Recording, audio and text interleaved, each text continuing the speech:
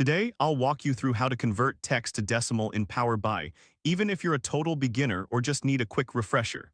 By the end of this guide, you'll know exactly how to transform your text data into decimal numbers, so you can analyze your data more effectively. First, let's open your Power BI dashboard.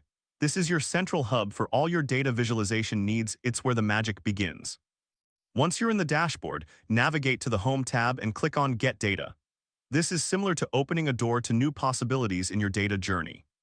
Next, select Excel from the options presented. Click Browse to locate your Excel file, then select OK and click Load. After that, click Next to proceed.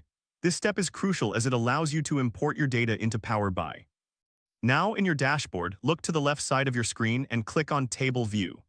This will give you a clear view of your data in a structured format. Think of it as laying out all your ingredients before cooking a meal.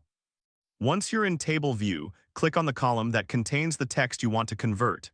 This is the column that holds the key to transforming your data. In the upper box, you'll see Column Tools. Click on that and then find the Data Type drop-down menu. Here, select Decimal Number. This is where the transformation happens, turning your text into usable decimal values.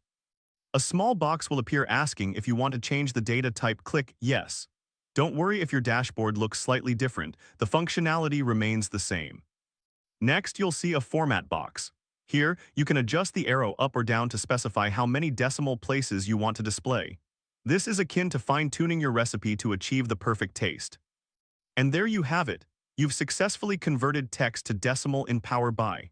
This skill will enhance your data analysis capabilities, allowing you to make more informed decisions based on accurate numerical data. If this helped you out, please give the video a thumbs up. If you run into any issues, leave a comment below.